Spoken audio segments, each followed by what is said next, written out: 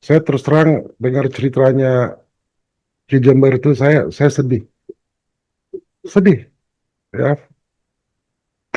berat banget tuh. Lalu langsung pikiran saya itu kalau dengar kata Ki Jember, orangnya kocak, humoristis. Biasanya orang yang humoristis itu di dalamnya ada kepedihan dan kepahitan yang luar biasa besarnya. Nah, sekarang tadi fenomena yang ditanya sama Tovan, bisa hipnosis, bisa menyembuhkan, itu gimana? Itu kan nggak ujuk-ujuk soal lampu. Coba kita lihat akarnya dulu, supaya nggak jadi misteri ini.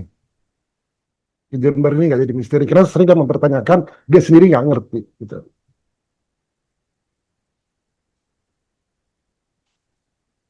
Dia tanya, tadi permulaannya dia ngomong, dia waktu umur 4,5 tahun. Dia dengar ibunya meninggal dan akan 60 juta tahun dalam kegelapan. Betul? Itu kan diawali dengan itu. Ya, betul. Ya, Pak. Nah, di situ Ki Jember melakukan umur 4,5 tahun, melakukan keputusan moral pertama. Apa keputusan dia? Membantu meringankan ibunya biar tidak menderita di Bukan alam hanya gelap itu.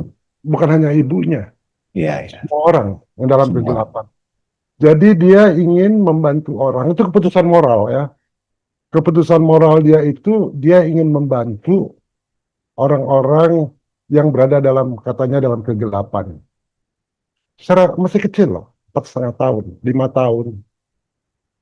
Nah, keputusan moral pertama seseorang itu akan mempengaruhi dia the rest sisa dari hidupnya. Dan dalam perjalanannya itu akan banyak kesusahan. Tapi jangan lupa, you punya potensi, punya kapasitas, potensinya itu akan teraktualisasi. Sekarang saya ingin tanya sama teman-teman di sini. Teman-teman keputusan moral pertamanya waktu umur sekitar 4, 5, 6 tahun, ingat nggak? Apa?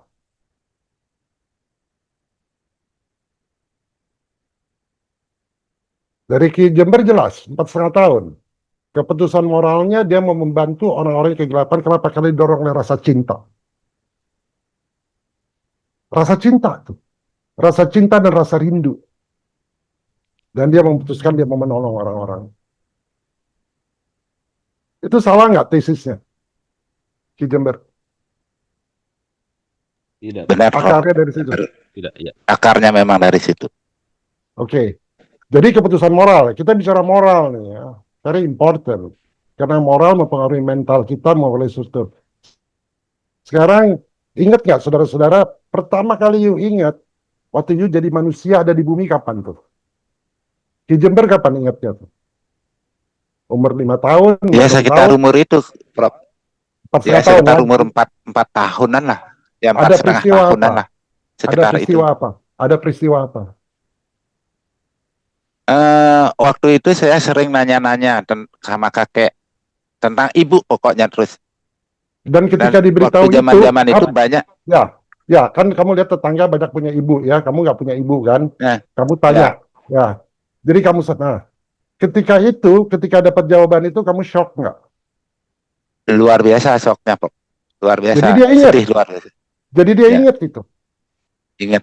Itu ada di conscious, subconscious mind dia. Sekarang saudara-saudara, coba pikir ya, Beng, Daniel, Angga, apa yang membuat you ingat bahwa you hadir di dunia ini? Ada peristiwa apa? Ada anak yang dia ingat peristiwa disiram air panas, dia ingat. Ada anak yang kecelakaan, ada yang ingat yang senang, lain-lain, tiap orang lain.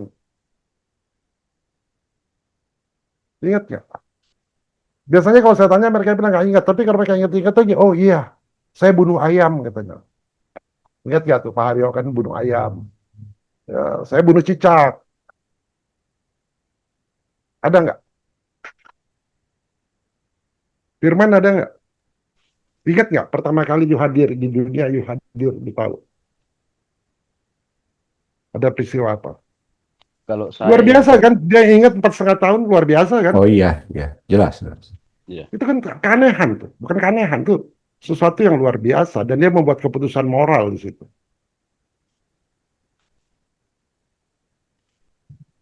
yang saya ingat Prof, waktu zaman saya SD Prof, Umur berapa? sekitar 7 sampai 8 tahun lah Prof. Ada peristiwa apa? Peristiwa saat itu saya selalu dibanding-bandingkan Prof. Terus you punya perasaan gimana? Malu, rendah diri? Saya tidak ada perasaan malu Prof. Cuman yang lahir di dalam diri saya itu, saya mengatakan bahwa itu di nenek saya Prof, karena saya juga lama tinggal di nenek. Saya bilang, jangan kau bandingkan saya dengan si A, karena saya lain dari yang kau bandingkan. Oke. Saya tidak bisa sama dengan dia. Itu Oh, Prof. sebelum itu, kamu umur 7 tahun. Sebelum itu ingat lagi, ada nggak? Waktu you di bawah 6 tahun. Coba ingat-ingat lagi. Sekarang yang lainnya, Daniel, keputusan yang you ingat pertama kali apa Daniel? Sambil Firman mikir-mikir lagi ya, sebelum itu ada peristiwa yang you ingat nggak? Ya, waktu itu karena ada kejatuhan di keluarga gitu. Orang tua saya bangkrut, bapak saya bangkrut. Terus Umur saya berapa harus tuh? Umur berapa? kelas 1 atau kelas 2 SD.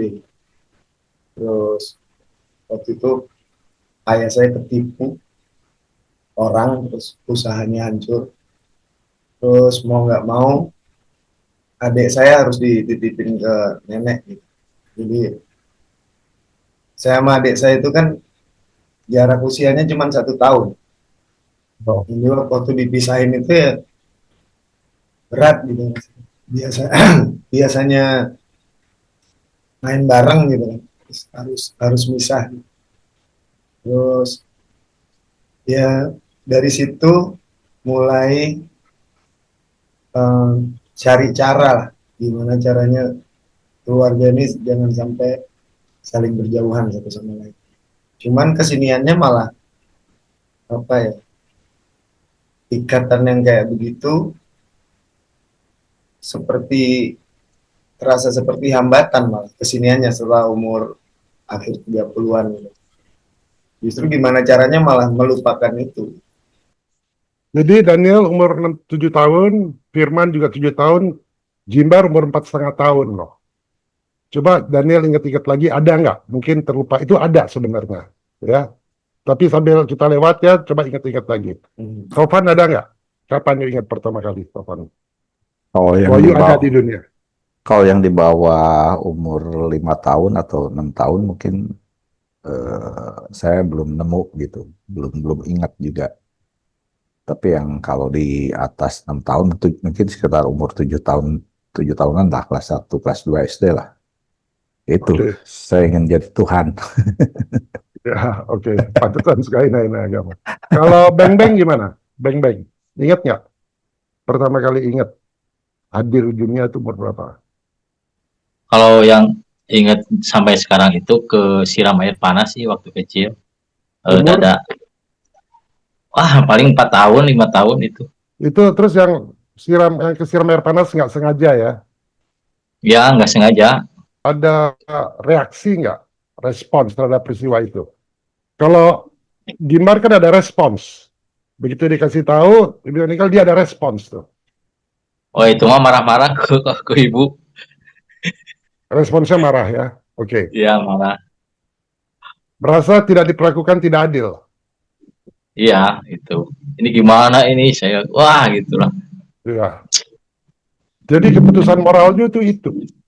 Merasa tidak diperlakukan dengan adil. Iya, itu. Maksudnya enggak itulah. Nggak diperhatikan lah. Ya, nggak Itu kan. diperhatikan. Ya. Iya. Itu menyakitkan nggak? Ya, sampai sekarang kan itu masih inget. Masih ingat? Iya. Iya, itu kejadiannya. Itu. Jadi mulai dari itu. satu kesusahan kan, kesulitan. Ya. Iya. Ya. Thank you, Bang. Kalau saya pas main di rumah temen, kira-kira 6 tahunan dah tuh. Atau orang tuanya teman tuh kan bikin nasi, dia bikin bikin nasi goreng kayak nasi kuning tuh kan enak tuh. Orang saya kan jarang lah, orang tidak mampu lah, jarang gini, jarang mau makan nasi nasi utuh gitu, nasi nasi pakai beras tuh jarang gitu. Ya lihat tuh enak tuh gitu.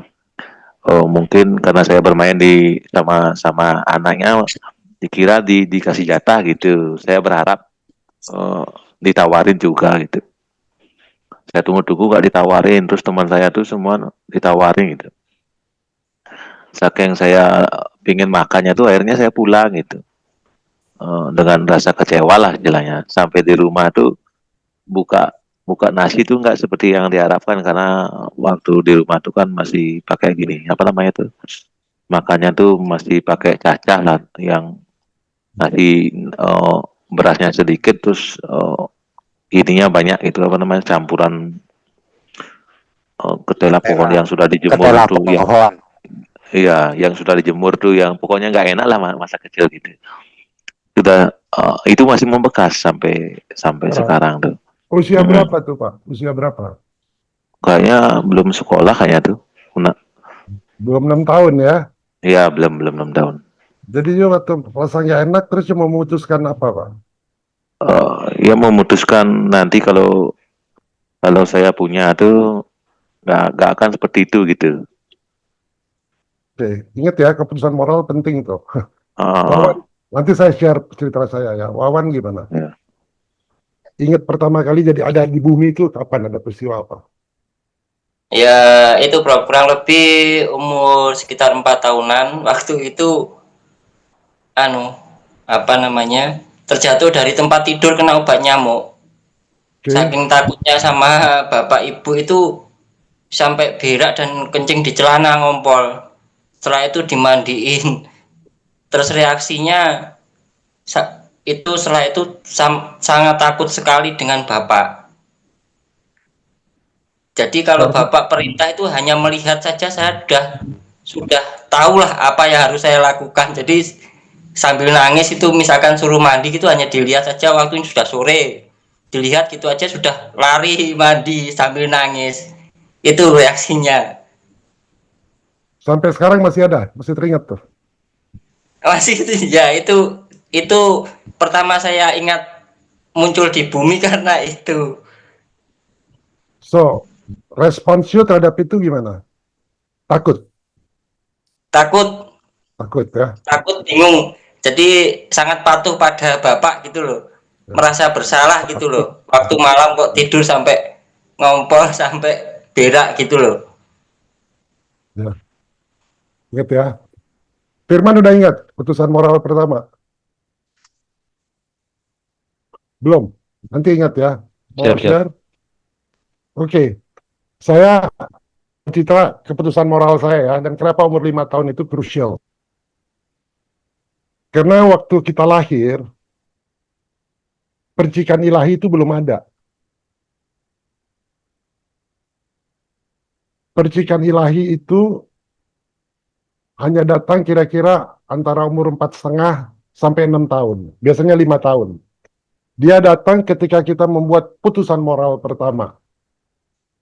Misalnya ya, ada anak umur 4,5 tahun gitu ya, dia naik bus ke Sumedang. Waktu di Sumedang dia naik bus sama ibunya, lalu ada orang bilang tahu Sumedang. Nah, dia di jendela gitu, dia mau ngambil tuh tahu tuh, karena kuning kan warnanya. Tiba-tiba dia berhenti, dia nggak ngambil. Itu keputusan moral bukan? Nah, detik dia buat keputusan moral itu, apakah takut, apakah itu percikan ilahi datang. Anggap aja ini dongeng ya. Dan keputusan moral pertama itu mempengaruhi jalan hidup kita ke depan. Gila nggak?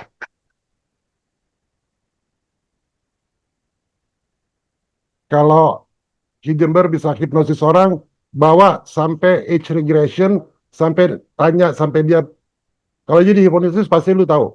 Umur 4 tahun ngapain, 3 tahun, bahkan di dalam perut bisa tahu kita. Ya, tapi keputusan moral itu pertama biasanya umur 4,5 tahun sampai 4,5 tahun sampai 6 tahun. Keputusan moral pertama saya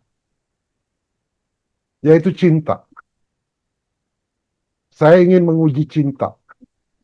Saya waktu itu masih umur kira-kira 5 tahun dan saya bisu, nggak bisa ngobrol, nggak bisa ngomong sampai umur 7 tahun, nggak bisa bicara. Jadi ibu saya bikin kue puding buat bapak saya sama bikin ati, dia goreng jam 11 siang. Saya lihat, saya pengen sekali atinya, pengen sekali pudingnya. Tapi dia bilang sama saya, kamu nggak boleh makan ya, ini untuk bapakmu. Jadi bapak saya pulang dari kantor jam 1 siang, dia pudingnya itu ditutup sama tudung gitu. Sebelum bapak saya datang, pudingnya saya ambil. Waduh enak nih, 1, 2, sampai habis. Nah waktu dia datang kan pudingnya ditutup. Nah, dia makan atinya. Waktu dia makan pudingnya nggak ada. Habis. Yang ada di sana cuma saya kan. Bapak saya tanya, siapa yang ambil pudingnya? Walaupun saya bisu, tapi saya ngerti ya. Saya nunjuk semut. Kalau saya analisa lagi ya, nah setelah saya dewasa saya baru lihat, oh ternyata saya nguji cinta bapak saya. Lalu bapak saya bilang gini, kalau kamu ngaku, kamu saya ampuni. Kalau kamu nggak ngaku, kamu akan saya gebuk. Saya milih nggak ngaku. Saya digebuk pakai kopel rim sampai berdarah-darah.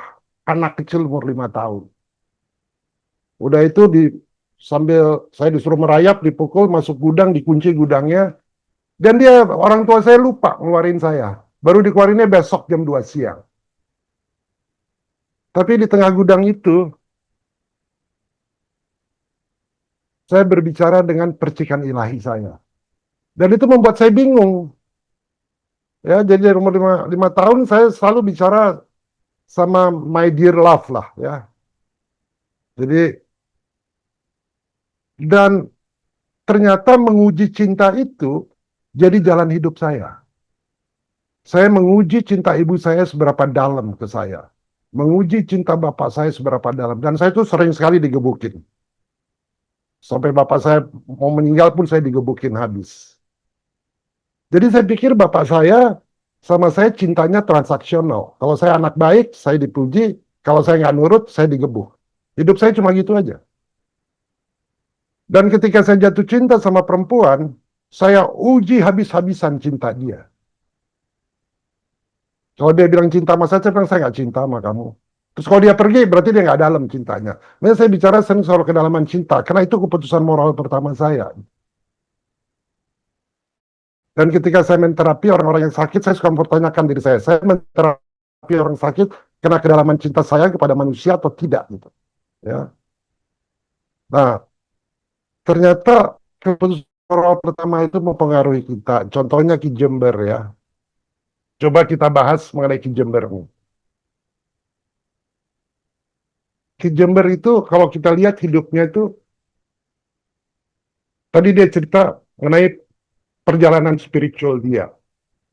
Dia dimulai dengan kehilangan akan ibu, lalu dia punya pertanyaan dan dia punya kepekaan yang kita bilang kepekaan alami.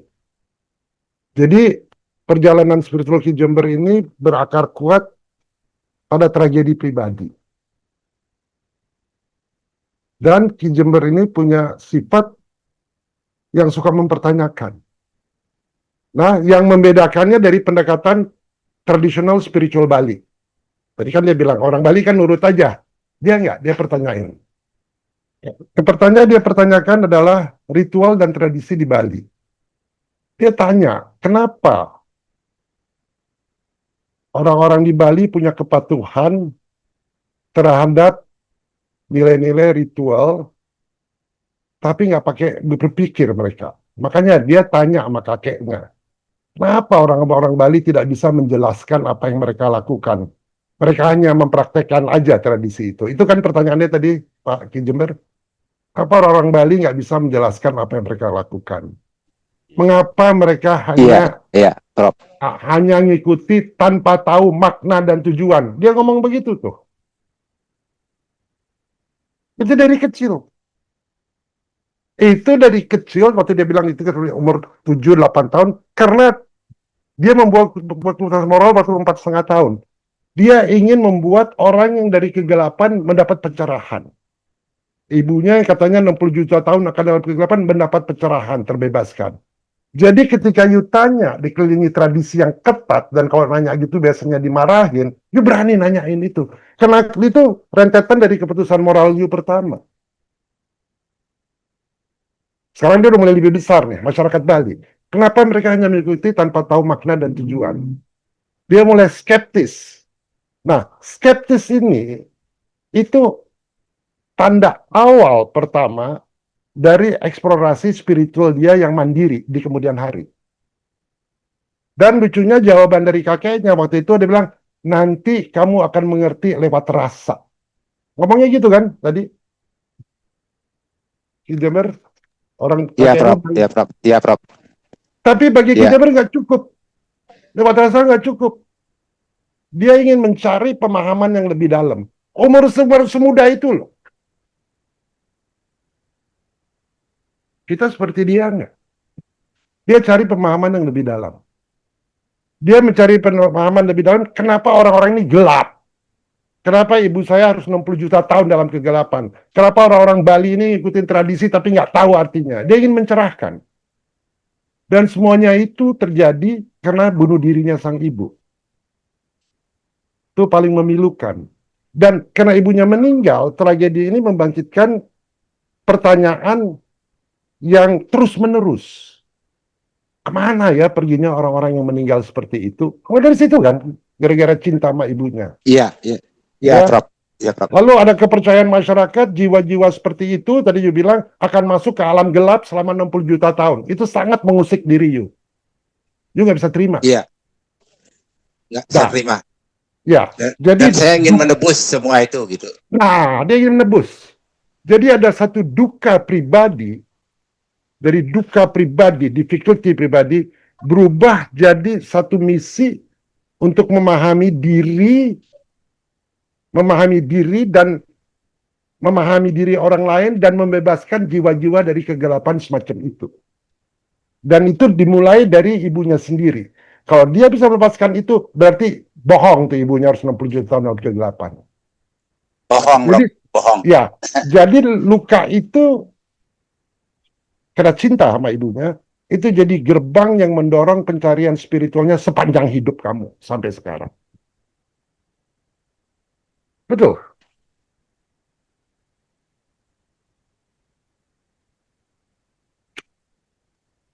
Jember? Iya. Enggak. Iya, benar, Prof. Benar, Prof. Nah, lalu yang dimiliki Ki Jember ini karunia alami, kemampuan penyembuhan sejak dia muda itu karunia alami atau bukan? Sekarang kalau ada orang yang sama sama Ki Jember ya, ada orang lain yang ibunya juga meninggal dengan bunuh diri umur 41 tahun, kira-kira sama nggak perjalanan hidupnya dengan Ki Jember? Belum tentu kan? Tentu. Itu Prof. Nah, jadi sebenarnya itu bukan bakat alami kalau menurut saya, bukan karunia alami. Tapi Ki Jember itu punya kepekaan dan potensi ya, potensi, kapasitas yang tidak biasa sejak kecil. Karena shock yang dia terima bahwa ibunya 60 juta tahun itu membuat dia jadi tidak biasa.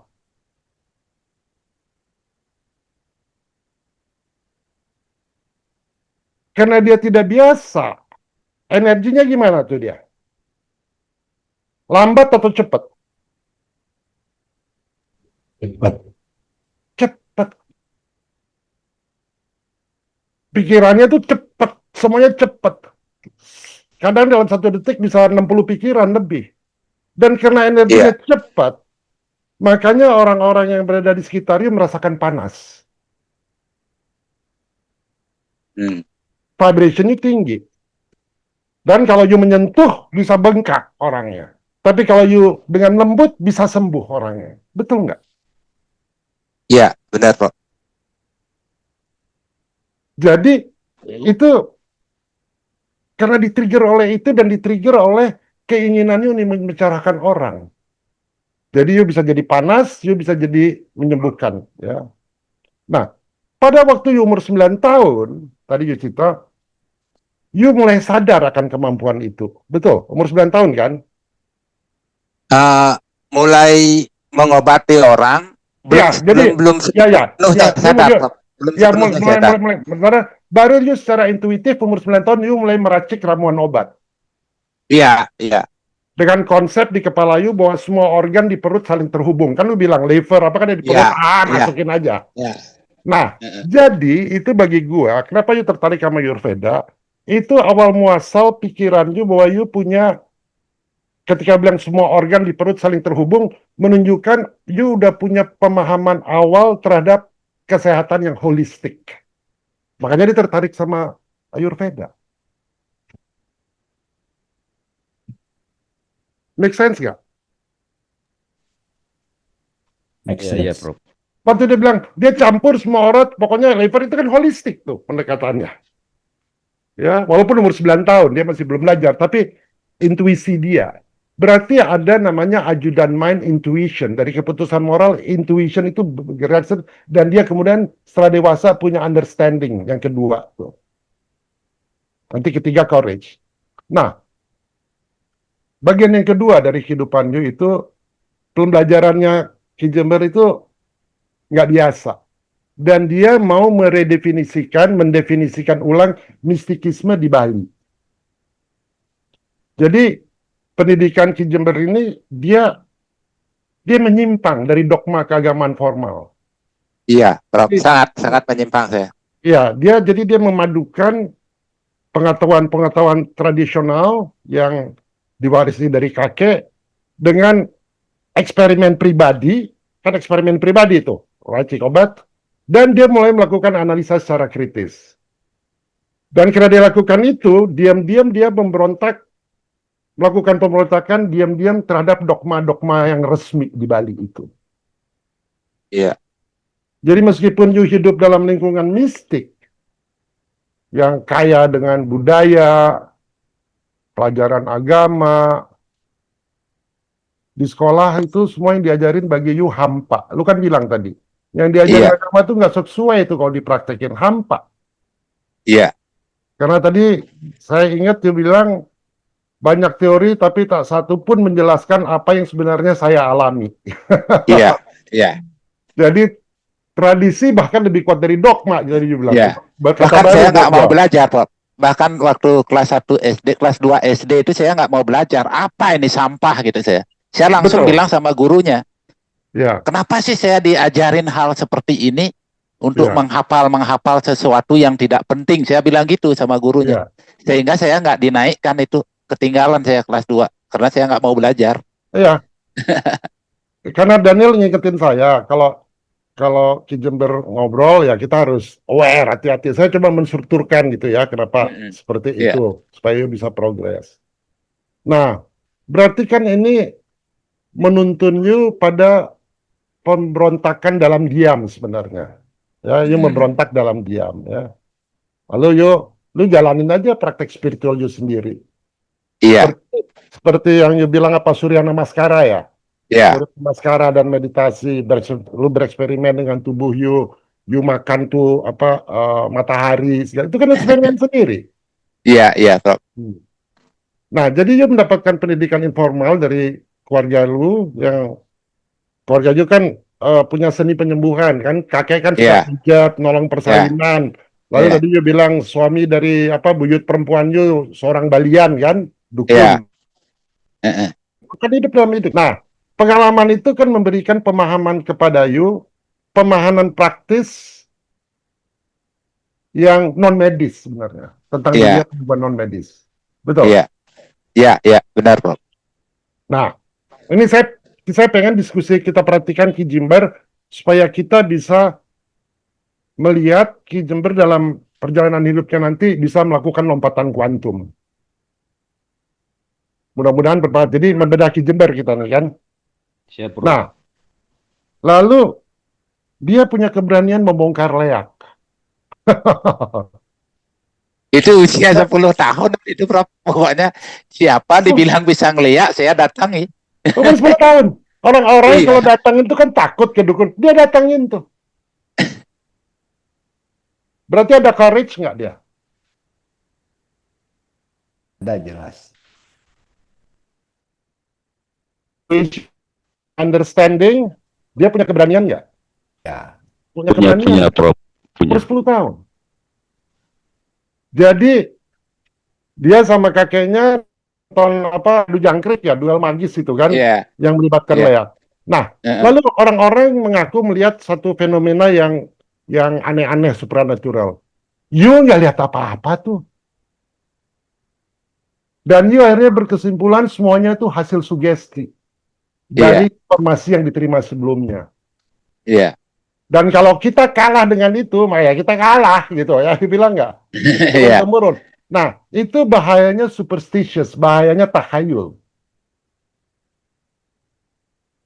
Dia mau membongkar tahayul tuh. Akhirnya dia ke pura, lalu dia mau studi lanjutan tentang hipnosis, hanya 2 jam, dan ternyata dia bisa membuktikan bahwa itu semua tahayul. Dia membuktikan dengan menghipnosis kelompok pemuda tadi di perempatan jalan jadi monyet, sementara orang-orang yang naik motor mengaku lihat celutuk, makhluk aneh, dan sebagainya kan. Iya. Iya. Nah, jadi kesimpulan radikal you, Leak bukan soal makhluk berubah wujud tadi you bilang gitu kan, tapi Iya. soal kekuatan pikiran dan sugesti kolektif. Karena sudah ada sugesti kolektif di situ, kalau Leak tuh begini, you bilang enggak, gitu. Jadi, you menegaskan keyakinan bahwa pikiran dan kepercayaan warisan itu bisa mengikat seorang seumur hidup, kecuali kalau dia berani berpikir dan mengalaminya sendiri dan berontak. Iya. Maksudnya kan gitu.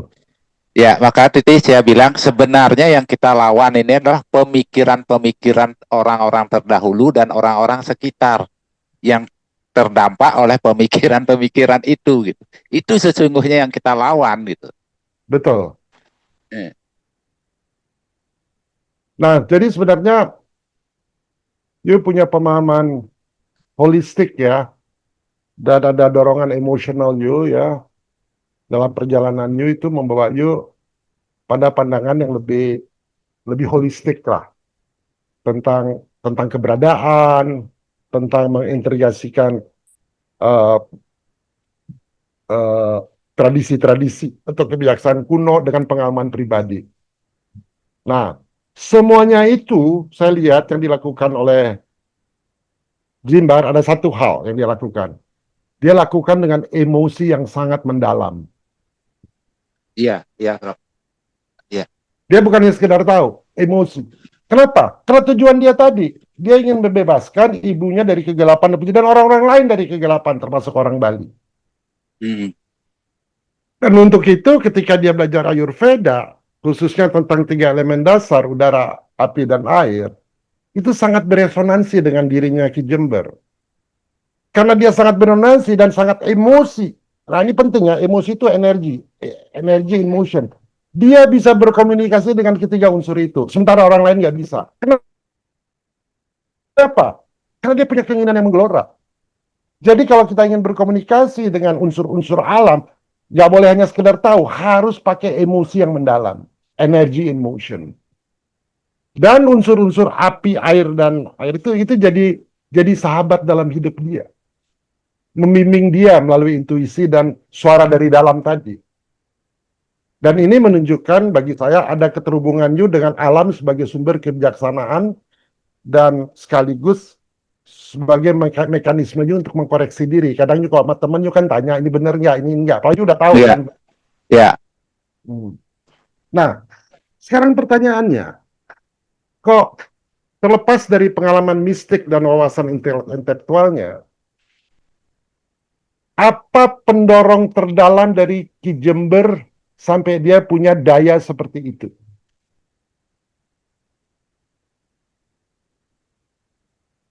Pendorongnya apa? Ibunya. Untuk ibunya. Betul, ke ibunya. kerinduan kepada sang ibu. Jadi Ki Jember, kalau you mau nolong orang pakai tangan you ingat ibu you aja. Itu anchor you, jangkar you. Ingat ibu you, keinginan you waktu merasa tahun, ayo tepuk kalau tangannya sembuh dia, Bang. Lu satukan 3 elemen itu, udara, api, dan you kapan you tahu kan, you kan sudah berkomunikasi, ya you tahu. Jadi you nggak bisa bilang, saya nggak tahu kenapa bisa gitu, pokoknya nggak bisa. Sekarang you udah tahu. Keputusan moral you ingin membangun orang dari kegelapan, itu disebabkan cinta kepada ibu you, dan ada 3 elemen alam semesta, udara, api, air, mungkin tanah, lu sampaikan juga, you bisa nyembuhin orang. Jadi sebenarnya Ki Jember ini punya rasa cinta yang luar biasa, ya. Tapi cinta yang tidak terpenuhi kepada seorang ibu yang hampir ia tak kenal dan yang meninggal dalam kesepian, bunuh diri, itu justru jadi nyala abadi dalam pencarian spiritualnya. Betul nggak, Ki Jember? Iya, benar, Prof. Itu tuh apinya tuh. Karena cinta you kepada ibu yang nggak terpenuhi. Ya nggak bisa salurkan sampai dia bunuh diri 60 juta. Itu makanya saya sedih dengar cerita you.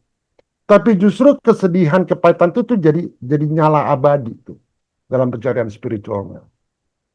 Jadi rindu lu itu menjelma, cinta you itu menjelma jadi pengabdian, jadi doa, jadi semangat untuk menembus gelap, bro.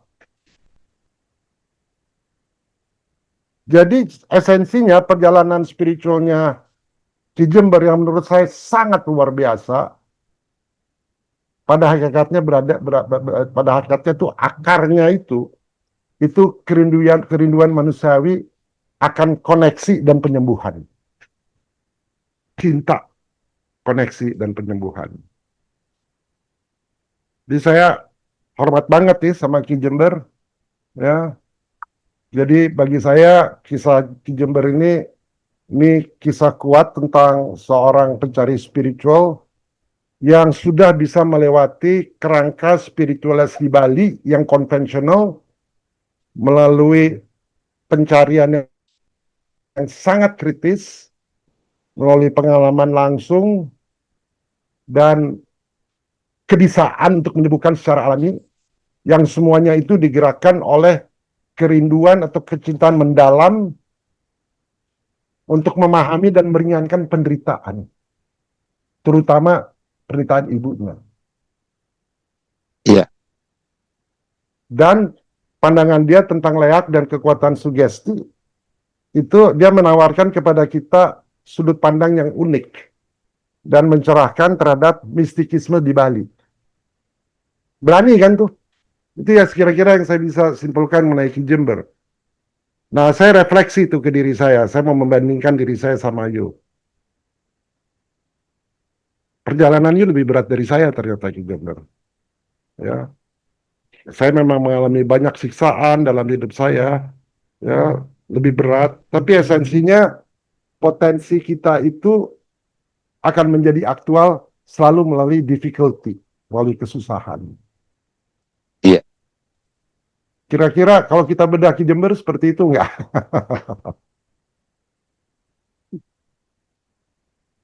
Sekarang kenapa dia bisa hipnosis?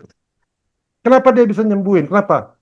Itu kemarin kita bicarakan ajudan pikiran kan, ajudan mind. Ajudan mind itu sirkuit, otomatis karena dia punya emosi yang otomatis terbuka tuh. Otomatis terbuka. Bukan sekedar teori, otomatis terbuka. Dan dia dengan kepolosannya, dengan kesederhanaannya, ya dengan keinginannya itu, niatnya itu ya, niatnya. Itu nyambung tuh, sirkuit-sirkuit itu tuh.